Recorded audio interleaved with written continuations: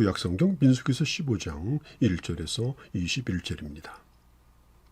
11장에서 14장까지 저 가데스 바네아에서 일어났던 이스라엘의 반역에 대한 말씀을 나눴습니다.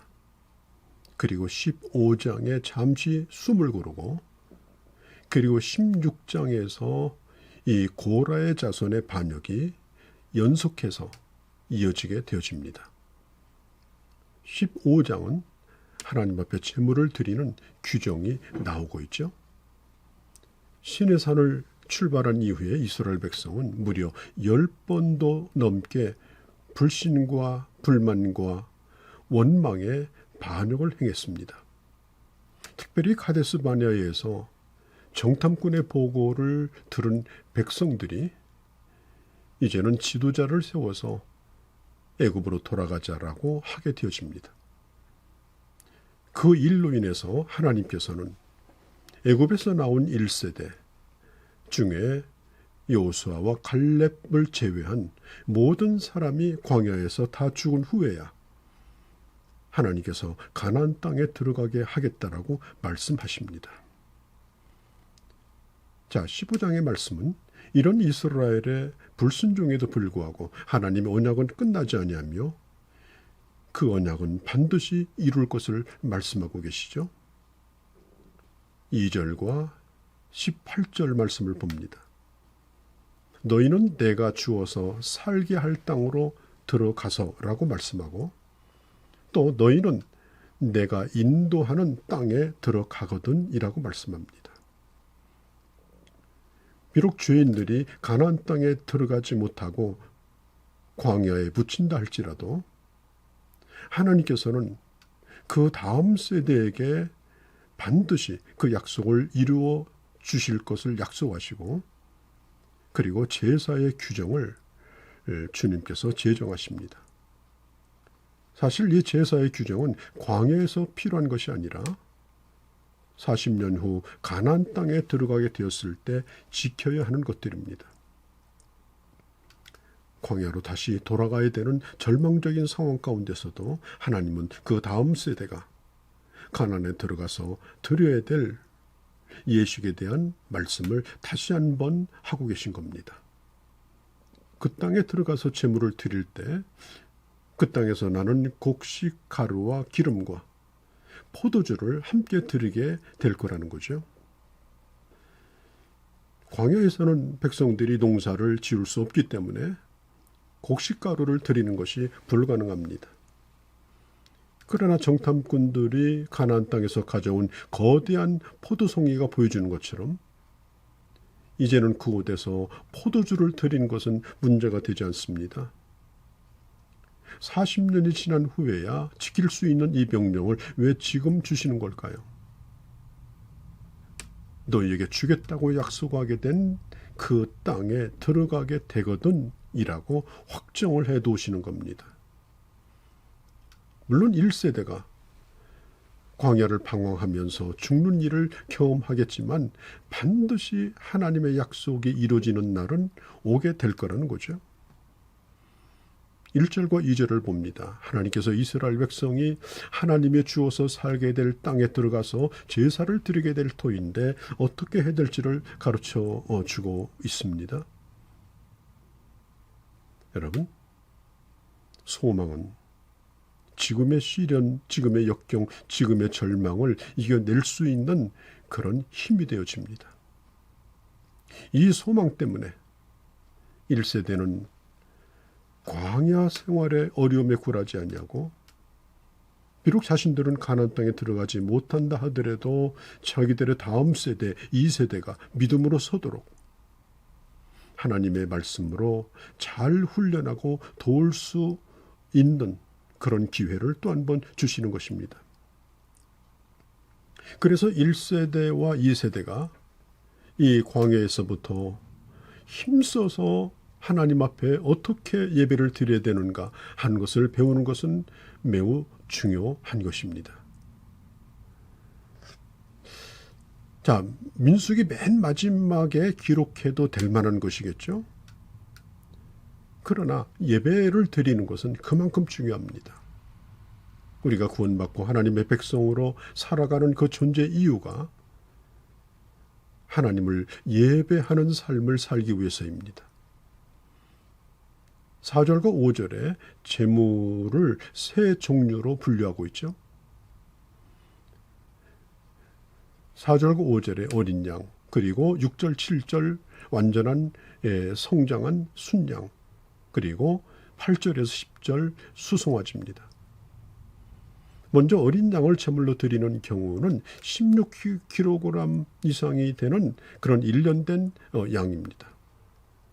고운 가루는 1.5리터에 기름을 0.5리터를 섞어서 드리고, 그리고 포도주는 0.5리터를 함께 드리게 됩니다.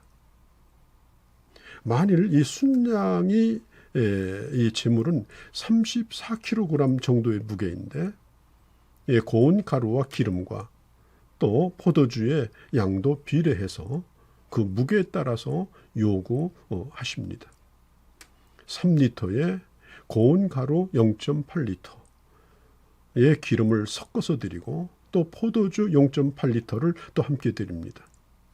수송아지를 드릴 때에도 고운 가루 4.5리터 그리고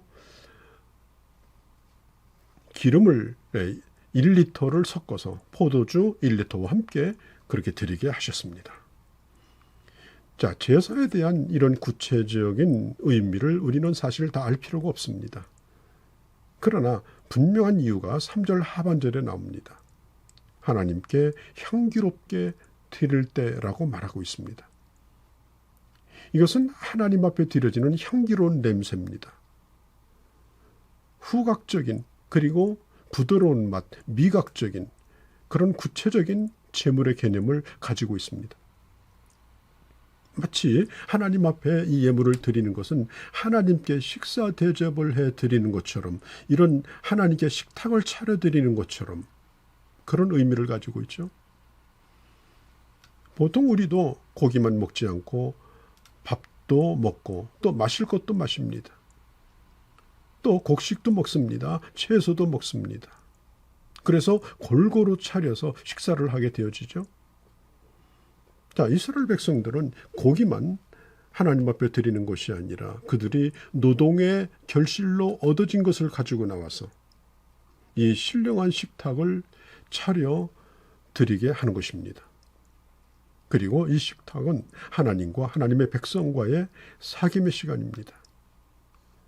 자, 우리가 밥상머리에 둘러앉아서 함께 밥을 먹는 게 식구 아닙니까? 그리고 동물성 제물과 식물성 제물을 섞어서 드리게 합니다. 아주 향기롭고 맛있는 상을 차립니다. 그리고 주님께서 그 영적인 예배의 식탁을 통해서 하나님의 백성들을 만나게 해주시고, 그리고 계속해서 하나님 앞에 드릴 수 있도록 땅에서 나는 것으로 굶주리지 않도록 풍성한 곡식과 그리고 열매를 얻게 될 거라고 말씀하여 주시는 것입니다. 자, 13절에 보니까 여호와 앞에 향기로운 화제가 되게 하라 그랬습니다. 하나님께서 각종 제사를 통해서 원하시는 것은 향기로운 화제, 즉 냄새입니다. 자, 이것은 향기로운 냄새가 나게 하면 된다, 그런 뜻은 아닙니다. 이 제물과 제사를 드리면서 삶의 향기로운, 삶의 향기를 가지고 나와서 그 사람 자신에게서 향기가 나도록 하는 제물을 가져오라는 거죠. 자, 누구든지 와서 제물을 태우면 그것은 냄새가 동일합니다. 뭐 의로운 사람이 왔다고 해서 그 제물에서 향기 냄새가 난 것도 아니고, 또 더러운 사람이 왔다고 해서 고기 타는 냄새, 털 타는 냄새가 향기로운 것도 아닙니다. 냄새는 똑같습니다. 다만 하나님께서 바라시는 것은 그 제물과 함께 하나님 앞에 나오는 그 사람 자신에게서 아름다운 향기를 주님께서 흠양하기를 원하시는 거죠. 그래서 하나님께서 이사야 선지자를 통하여 이런 말씀을 했죠. 너희의 무수한 제물이 내게 무슨 유익이 있겠느냐. 헛된 제물을 가져오지 말라. 하나님 앞에 드리는 예배와 더불어 악을 행하는 것을 내가 견딜 수가 없다라고 이사야서 1장 11절 13절에 말씀하셨습니다. 하나님이 진정으로 원하신 제사는 뭡니까? 하나님이 받으실 만한 향기로운 삶을 드리는 제사였습니다.